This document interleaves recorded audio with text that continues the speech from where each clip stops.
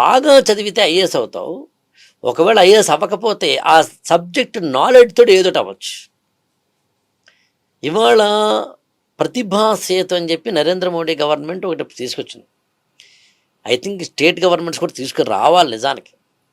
అంటే IAS interview దాకా వెళ్ళిన స్టూడెంట్స్ తమ యొక్క ప్రొఫైల్ని ఆ ప్రతిభా సేతు అనే దాంట్లో అప్లోడ్ చేస్తే అవును, ఉద్యోగాలకు వాటికి ఏదైనా మనకి పబ్లిక్ సెంట్రల్ పబ్లిక్ ఎంటర్ప్రైజెస్ కానీ ప్రైవేట్ సెక్టార్లోని వాళ్ళు కానీ అందులో ఉన్న వాళ్ళని ఏదో Naukri.comలో అప్లికేషన్స్లా తీసుకుని వాళ్ళకి ఇచ్చే మంచి అవకాశం.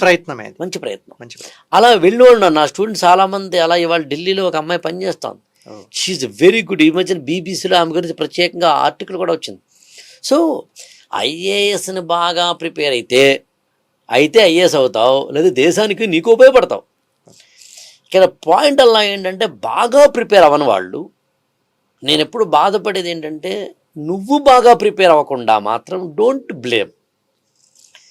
అండ్ ఇవాళ ఒకప్పుడు మనకి ఏంటంటే నువ్వు నేను చదువుకునే రోజుల్లో 10th క్లాస్లో నాకు తెలిసి నీకు 80% వచ్చి ఉండాలి.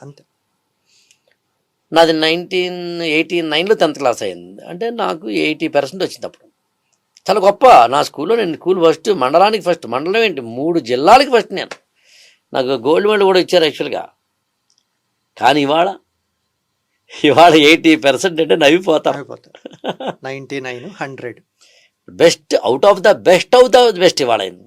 సో అట్లా ఇవాళ కాంపిటీషన్ పెరిగింది కాబట్టి కొంచెం జాగ్రత్తగా చదవాల్సిన అవసరం, కొంత లక్ ఫేవర్ కూడా ఉండాల్సిన అవసరం.